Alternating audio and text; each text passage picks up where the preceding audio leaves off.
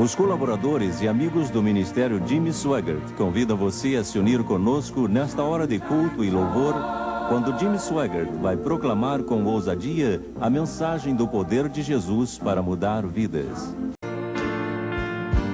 Sometimes gently sing.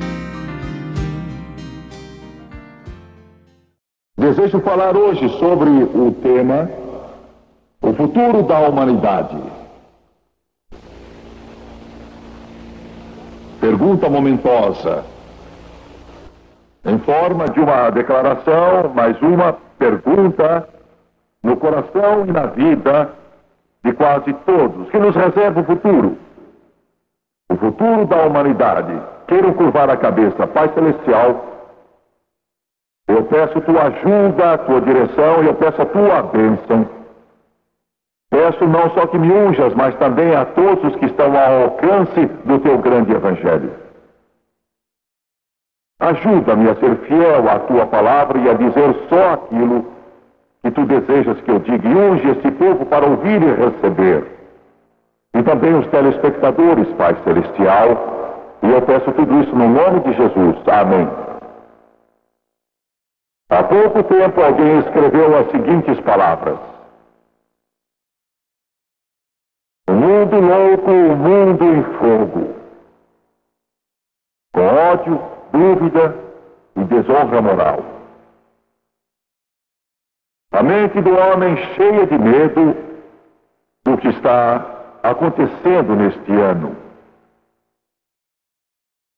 O homem vagueia pelo mar revolto, incapaz de descobrir um rumo para si. Sem uma bússola ou um mapa e sem ter a mão de um piloto. A filosofia não consegue achar um caminho de esperança e paz. O ateísmo trouxe sua maldição, a política piorou mais as coisas. E a tecnologia nada oferece. A educação não tem solução nenhuma. O mundo das finanças não tem ajudado o homem a sentir-se seguro. Mas com Cristo, e só com Ele, temos uma esperança eterna, amigo. Mas sem Cristo, só existe o desespero. A tecnologia moderna deu ao mundo a bomba atômica, a bomba de hidrogênio, a bomba de cobalto. Hoje, o homem é capaz de destruir-se a si mesmo. Ele tem capacidade para destruir toda a sociedade. Ele tem capacidade para destruir a humanidade inteira. Só o pensar numa guerra termonuclear nos leva a tremer. Nos Estados Unidos, somente 200 milhões de dólares por dia são gastos em armamentos. A União Soviética está gastando mais do que isso. Todas as nações na face da Terra, mesmo as subdesenvolvidas do terceiro mundo, estão comprando armas em escala sem precedentes. E pela primeira vez, com gente como um Castro, um Gaddafi ou um Khomeini, as armas estão caindo nas mãos de loucos e o holocausto de que ouvimos não está mais distante, torna-se uma realidade e possibilidade. O que vai acontecer? O futuro reserva ao mundo a sorte de ser desfeito em pedaços. São os ponteiros do relógio indicados pelos cientistas que estamos a 3 minutos da meia-noite, um válido vaticínio, um prenúncio desses acontecimentos. Pare um pouco e comece a pensar por um instante o que vai acontecer. Há algum tempo atrás, o bárbaro comunismo soviético derrubou um inocente avião de passageiros sem motivo algum. Um avião que estava voando para a Coreia do Sul, com a perda de 269 vidas inocentes, entre eles um distinto cavalheiro chamado Larry McDonald.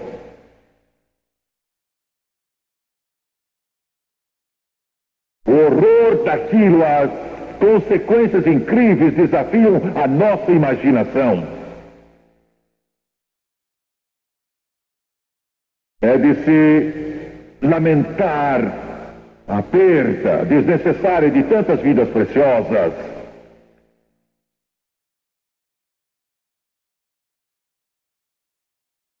Eu sei que a nação se revoltou com o fato. Eu estava na África quando aconteceu e o mundo todo, a imprensa, clamou contra isso e com justa razão. George Will, o famoso comentarista de imprensa e televisão, declarou: eu realmente não posso entender como nós ficamos tão agitados e surpreendidos com esse ato dos soviéticos. E prosseguiu: eles têm assassinado em média 800 pessoas por dia, 7 dias por semana, nos mais de 70 anos que o comunismo domina a União Soviética. O dia de hoje, disse o famoso colunista, foi um dia suave para estes sangue sedentos. Eu li tudo o que pude em relação à repercussão daquele acontecimento, a reação do presidente Reagan, e afinal, em palavras que se assemelham ao que eu vou dizer, ele declarou: não havia nada que pudéssemos fazer. Muita gente fez a pergunta: o que faremos? O mundo todo fez a pergunta: o que faremos?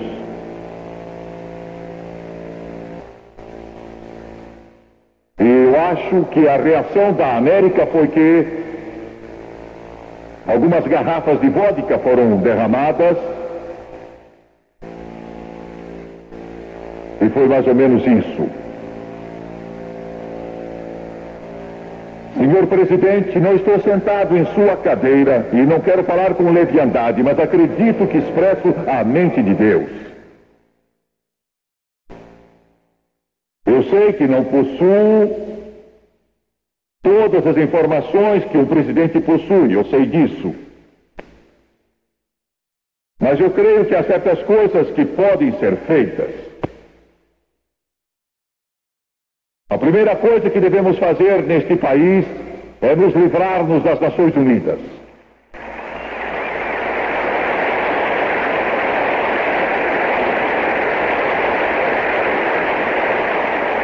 Tire a ONU deste país e tire este país da ONU. Não precisamos dela. É um ninho de espiões. E eu estou cansado de ver o dinheiro do povo americano sendo usado naquele suntuoso prédio na cidade de Nova York com o propósito de derrubar o governo americano e o modo de viver americano. Segundo, recolha nossos diplomatas da União Soviética. Traga-os de volta.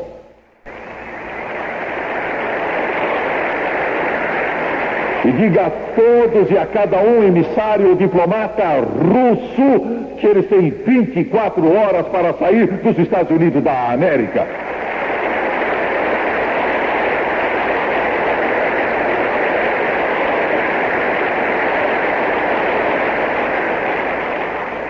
Terceiro, pare com as negociações. Quem pode negociar com mentirosos?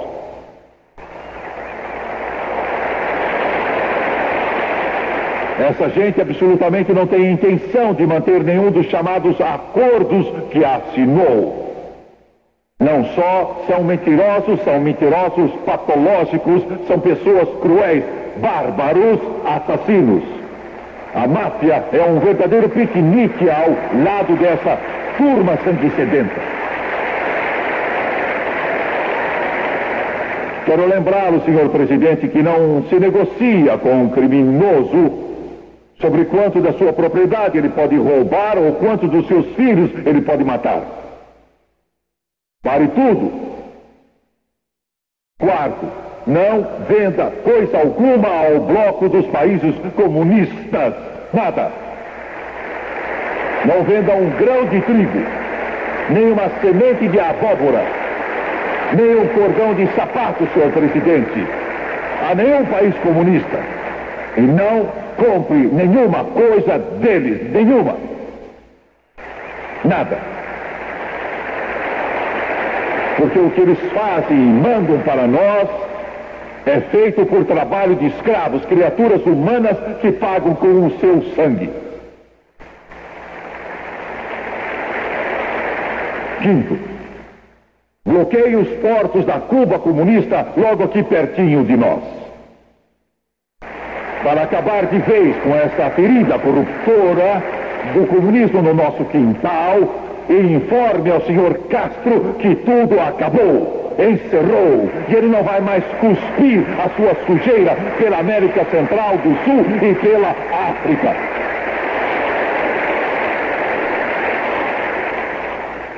Sexto, recuse-se a sentar e falar com os guerrilheiros terroristas na América Central ou outro lugar. Porque esta gente não está envolvida em revolução, são terroristas. Sétimo, informe os líderes comunistas da Nicarágua que iremos suprir as armas para as forças que querem expulsar os comunistas da Nicarágua, para que aquele país possa ser livre novamente.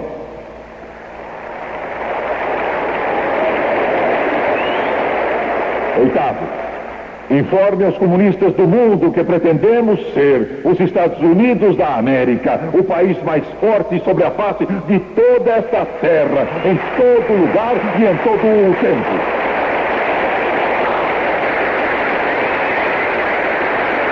Senhor presidente, use seu poder para fazer voltar a oração às escolas públicas.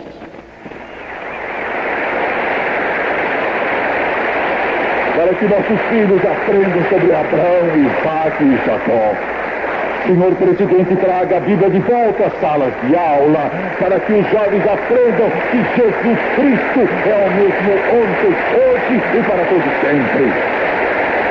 Senhor presidente, leve o povo a saber que Deus disse que o meu povo que se chama pelo meu nome, se humilhar e orar e buscar a minha face e se converter dos seus maus caminhos, eu ouvirei do céu e perdoarei seus pecados e sararei a sua terra.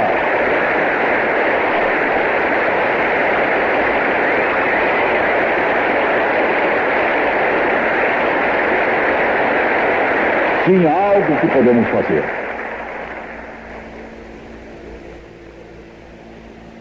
Deus tem um plano para este mundo.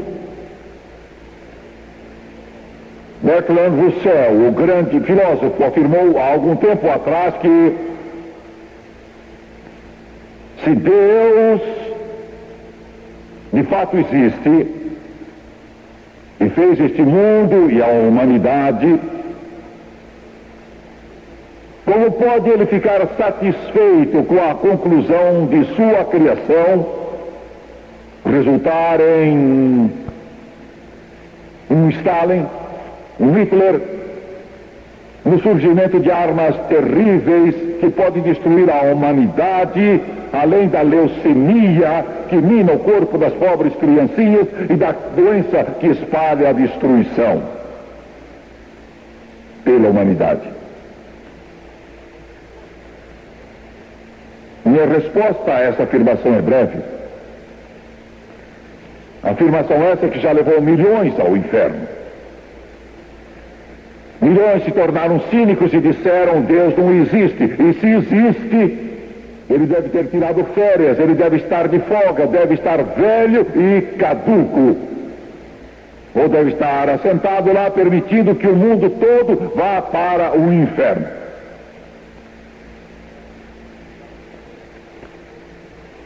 Davi disse: do Senhor é a terra.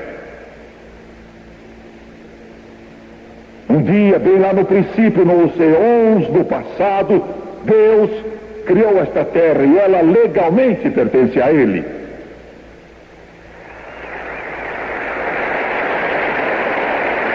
Neste mundo, Deus foi sua criação escolhida. A mais elevada, o homem. Quando vemos o homem agora, não o vemos como Deus o criou. Nós vemos o homem que sofreu o horror e o inferno da queda,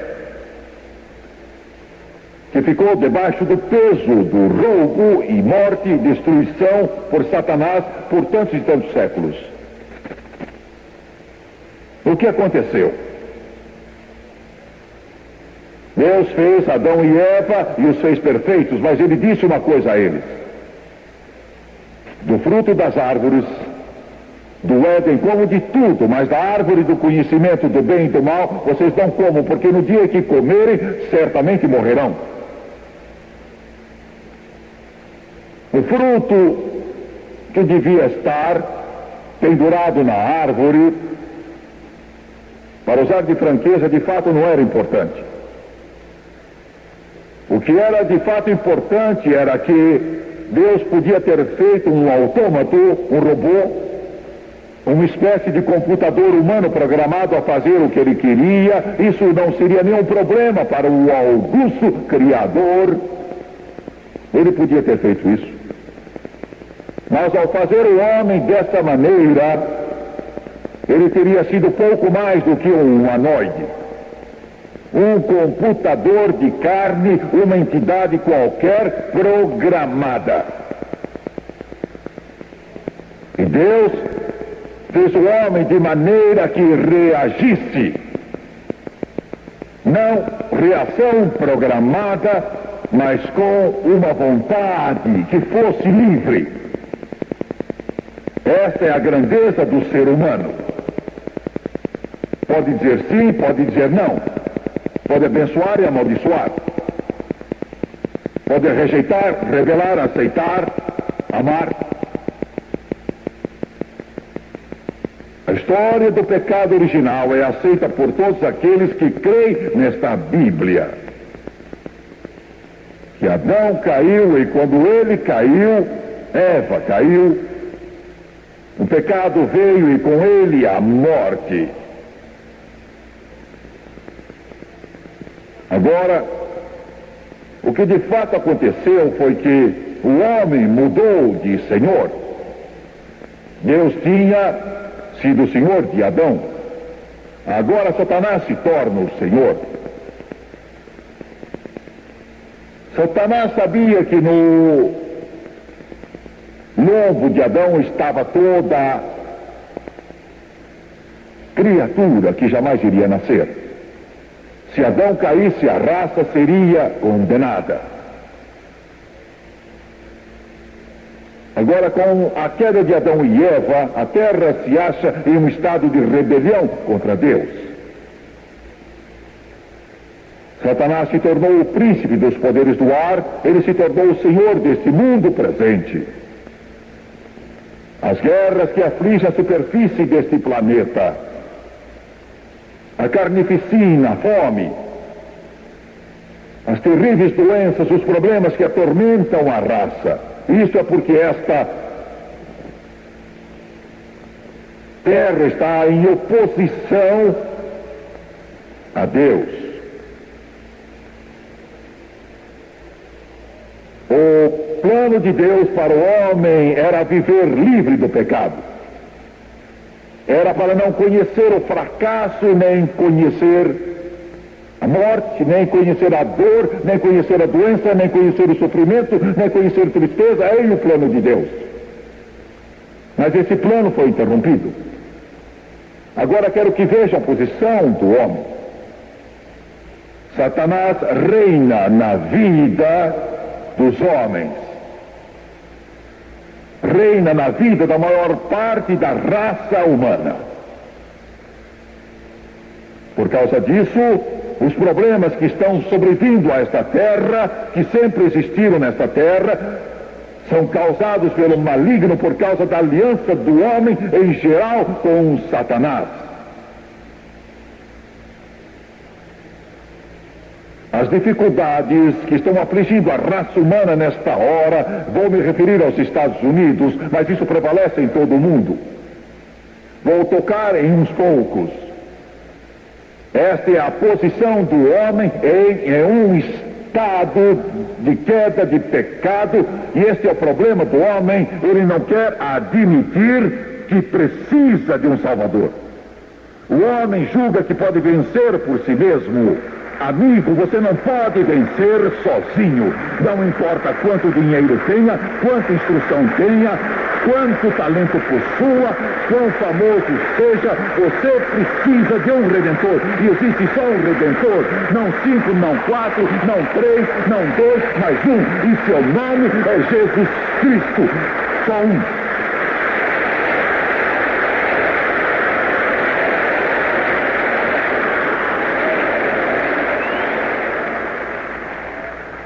O problema de drogas nos Estados Unidos se tornou tão grave que simplesmente ele não pode ser descrito. E as drogas, quando nós pensamos em drogas, o problema é que estamos tão acostumados com elas que nós omitimos quase sempre a pior droga de todas, que é o álcool. Álcool.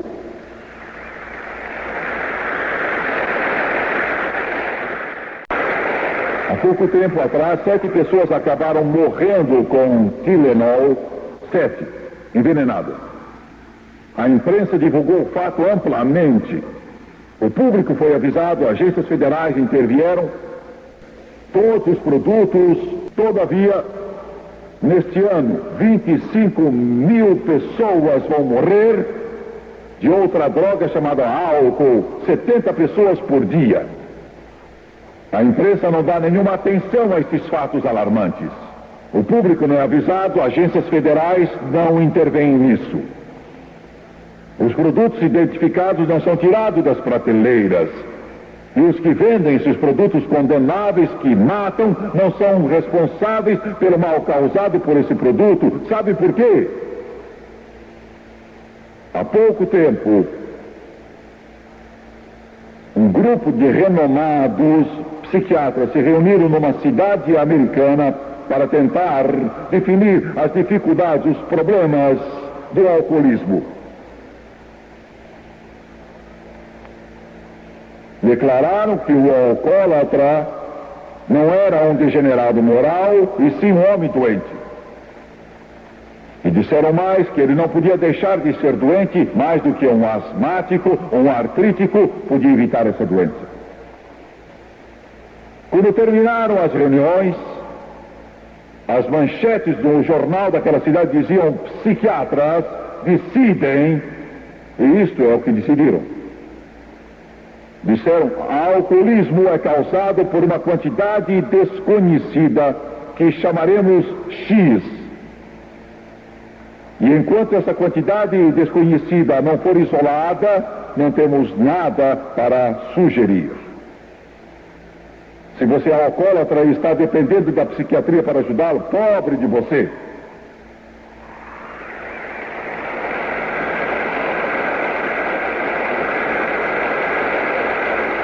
O que torna um homem alcoólatra, não sou psiquiatra e nem sou psicólogo, mas sei o que leva a pessoa ao alcoolismo. Posso soletrar em 5 letras que são C-A-R-N-E, e você pode mudar para a palavra pecado, pecado da carne. Porque o homem não quer admitir que ele é mentiroso, ladrão, beberrão e imoral. E alguns acreditam que o homem pode melhorar por meio da instrução. E dizem: se pudermos instruir toda a população, removeremos a pobreza, as guerras e as prisões, e então o homem terá o paraíso. Mas temos instrução, e temos mais criminosos do que universitários. Em cada 23 pessoas neste país há um criminoso fichado. E eu quero lhe dizer qual é a diferença entre um criminoso educado e um criminoso sem instrução. Um criminoso ignorante se esconde no escuro, pega o pé de cabra, entra num vagão e rouba apenas uma caixa de cigarros. Se ele se formou em alguma universidade, rouba a estrada de ferro toda.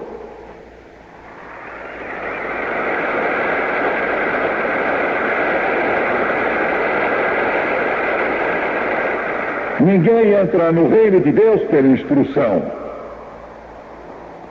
Isto é algo do coração, e melhorar a cabeça não vale nada. Você precisa mudar o coração, e só Jesus Cristo pode mudar o coração.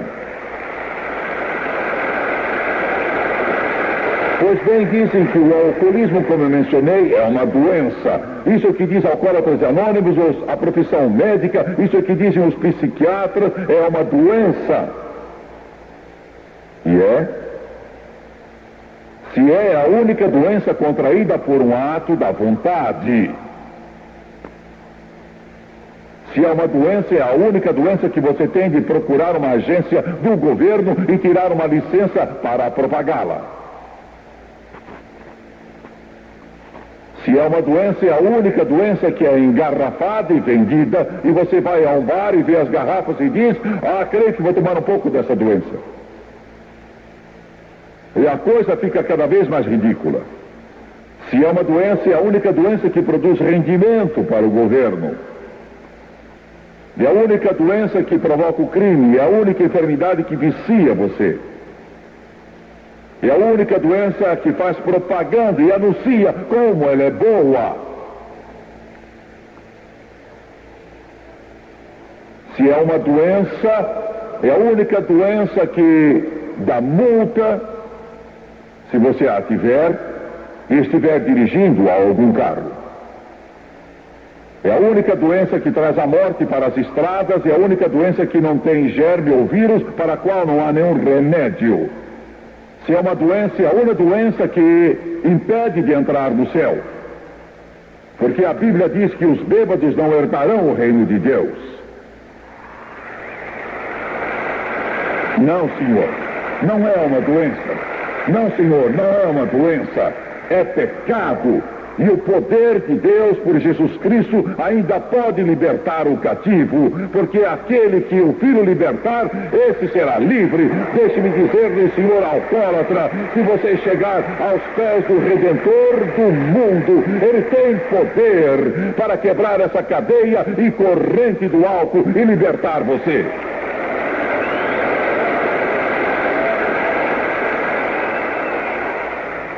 A próxima droga, há uma série delas que não vou mencionar todas elas, eu só quero mencionar aquela que o público americano está gradualmente sendo condicionado a aceitar, e que é a maconha. 1 em cada 4 americanos já fumou maconha. 15% dos adolescentes nos Estados Unidos fumam entre 5 e 10 cigarros de maconha por dia. Deixe no que eu estou dizendo. 60% dos adolescentes nos Estados Unidos a usam às vezes. Deixe-me dizer uma coisa. Os Estados Unidos da América estão procurando sair de uma recessão. Em parte, essa recessão tem sido causada por drogas, e vou dizer por quê. Não produzimos mais, nossa produtividade caiu muito em comparação com o Japão e outros países. Por quê?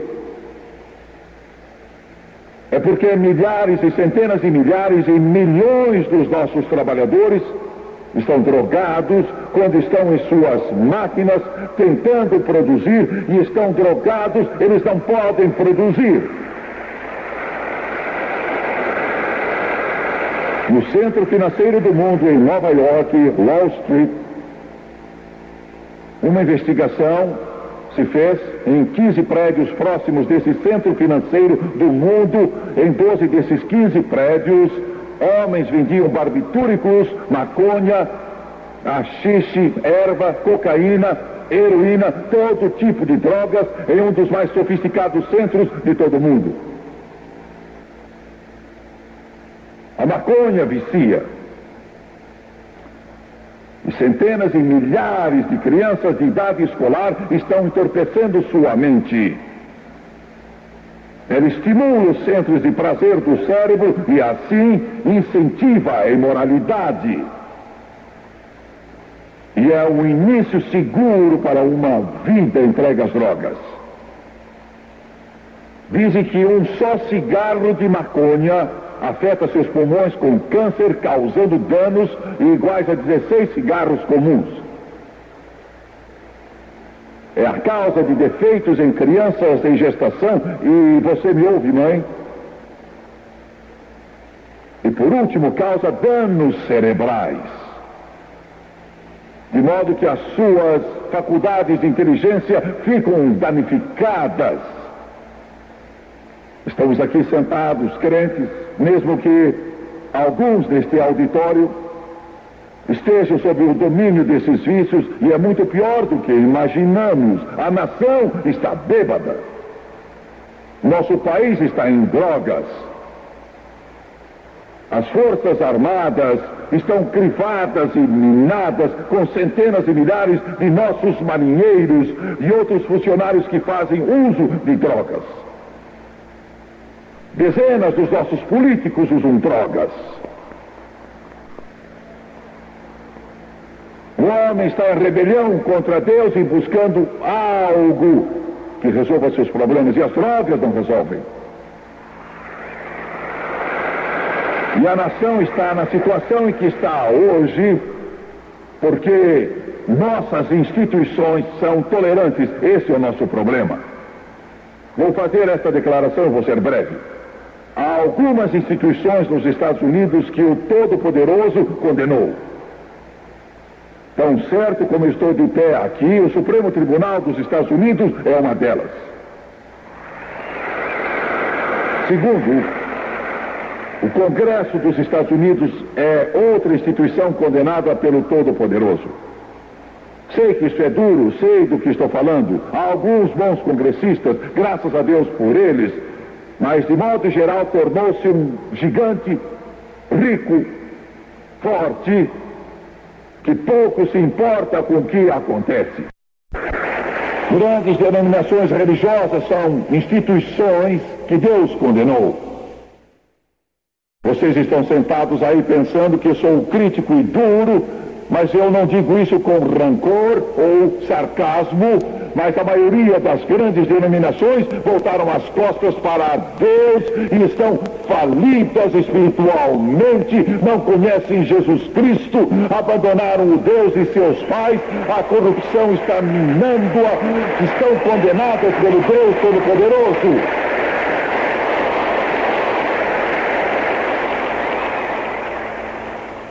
Agora, por último, e vocês não estão alegres que eu vou terminar?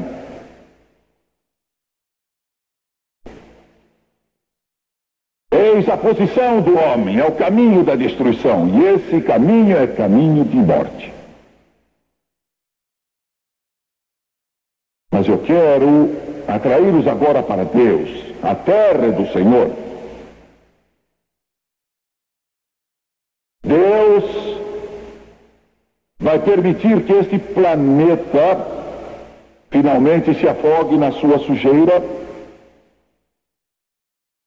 Vai permitir que algum maluco lá no Kremlin aperte o famoso botão vermelho e mande o mundo para o inferno. É isso que Deus vai fazer? Não, Senhor. O mundo não vai sumir numa nuvem, porque Deus é o seu proprietário.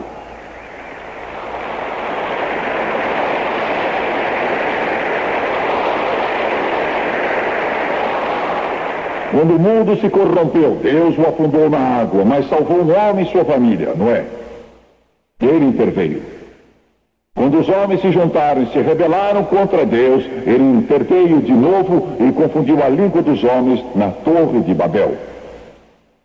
Quando Sodoma e Gomorra se tornaram tão ímpias que elas ameaçavam destruir toda a face da terra, Deus destruiu Sodoma e Gomorra. Agora vou encerrar. Isto é que vai acontecer. A qualquer momento, a trombeta irá soar.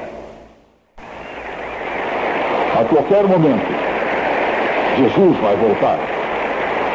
A qualquer momento, a trombeta irá soar. No momento, Jesus vai voltar, porque o Senhor mesmo irá descer do céu com alarido e com voz do arcanjo e a trombeta de Deus, e os mortos em Cristo levantarão primeiro, e depois nós, os que ficarmos vivos, seremos arrebatados juntamente com eles nas nuvens para encontrar o Senhor, e assim estaremos sempre com o Senhor. Portanto, consolados com essas palavras, e você pode armazenar comida e guardar coisas enlatadas, e pode construir qualquer espécie de abrigo subterrâneo, mas eu estou aqui me preparando para deixar este mundo, estou me aprontando para o portal de pérolas, vigiando tanto de dia como de noite, e estou me preparando para deixar este mundo. Jesus vai voltar, em breve vai voltar. Jesus bem-vindo, Jesus bem-vindo, Jesus bem-vindo. Você sabe, diabo, Jesus bem-vindo. Você me ouve, demônio, ele vem. Você me ouve, União Soviética, Jesus bem-vindo. Você me ouve, mundo secular, Jesus bem-vindo. Você me ouve, igreja, Jesus bem-vindo.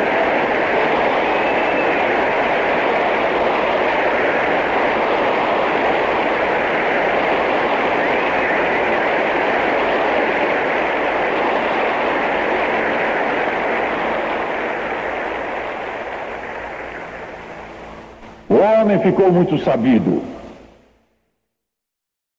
Ele está matando 1,5 milhão de crianças e está tentando um meio para criar uma criança num tubo de ensaio.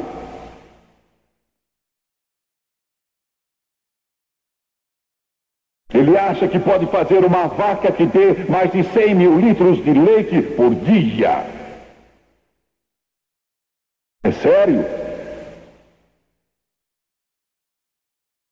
Sempre aprendendo, mas nunca chegando ao conhecimento da verdade. Tentando construir um paraíso utópico. Quando Deus nos levar, então ele vai voltar com uma força expedicionária, junto com todos os santos. Aleluia! E a Bíblia me diz que quando vier da segunda vez sem pecado para a salvação, ele não vai voltar como um manso Galileu, andando suavemente pelas praias daquele lago do passado. Ele não vai voltar para ser pregado numa cruz, coroado de espinhos e cuspido, mas vai voltar como um grande líder de todos os céus, o comandante em chefe supremo dos exércitos da glória. Ele vai voltar montando um cavalo branco e com a espada em sua mão. Ele vai voltar como rei coroado para a guerra. Ele vai voltar para conter as forças do inferno, para conter as forças das trevas, para vencer todo o pecado, a corrupção, o mal. Ele vai voltar e a sua palavra vai cobrir a terra como as águas cobrem o mar.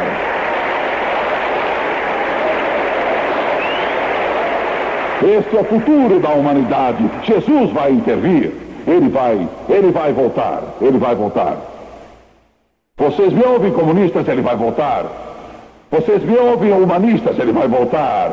Vocês me ouvem, todos os que proclamam ser ateus? Ele vai voltar. Vocês me ouvem, ele vai voltar. Louvado seja o nome de Jesus.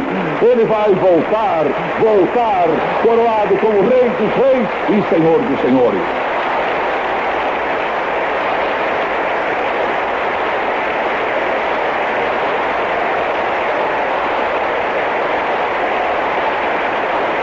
E eu não estou falando de um Jesus que vem pisando suavemente sobre rosas, não estou falando de um Jesus efeminado, mas estou falando do Rei dos Reis, estou falando do Senhor dos Senhores, estou falando do mais belo entre os milhares, estou falando da brilhante estrela da manhã, que vai voltar, Jesus vitorioso. A morte vai cair do seu trono. E o pecado vai ser coberto pelo sangue. E a Bíblia vai se tornar o fundamento de todas as nações sobre a face da terra. Ele vai voltar para destronar Satanás e acabar com toda a rebelião. Glória, aleluia! E nós vamos largar a espada e a couraça do lado do rio, e não haverá mais guerra. Glória a Deus! Não haverá mais choro nos guetos. E não haverá mais fome, estômagos inchados de criancinhas. Já foi bastante. E não haverá mais choro nos guetos. E não haverá mais fome, estômagos inchados de criancinhas. Já foi bastante longe. E ele está pronto. Está pronto. E vai voltar. E com alegria lhe daremos as boas-vindas. Pode ser à noite, de manhã ao meio-dia, mas ele vem. Ele vem. Muito breve. Curvem a cabeça, por favor.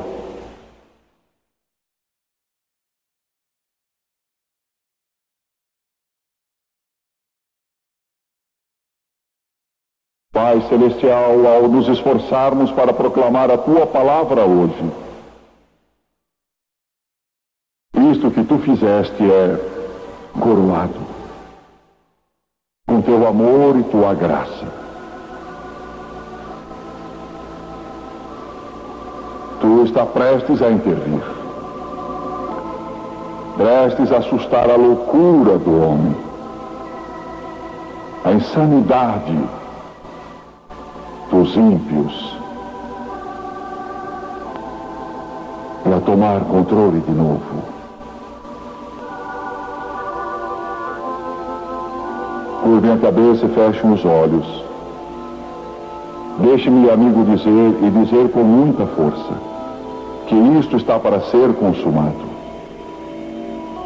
Isto está chegando ao fim. O dia do pecado quase acabou. O dia da doença e da tristeza está chegando ao final. Aquilo que Deus pretendia e planejou vai ser realizado completamente. O sol já se põe. O Espírito Santo diz: depressa, traga-os para dentro logo. A tempestade vem. O Espírito Santo está clamando: entrem todos logo. Não falta muito tempo. Eu apelo a você, falta pouco tempo. Convém apressar-se. Coloque o sangue nos umbrais. O anjo da morte vai passar. Você me ouve, América? Você me ouve, Brasil? Você me ouve, Argentina? Você me ouve, Filipinas? Você me ouve, Japão? Você me ouve? Ele vem vindo. Quantos desse ginásio levantam as mãos? Gilson Regis, não estou vivendo certo. Estou no caminho errado. Não posso continuar assim. Preciso ajuda. Ore por mim. Obrigado. Eu vou pedir a todos aqui que se levantem, por favor. Todos esses ginásios se levantem.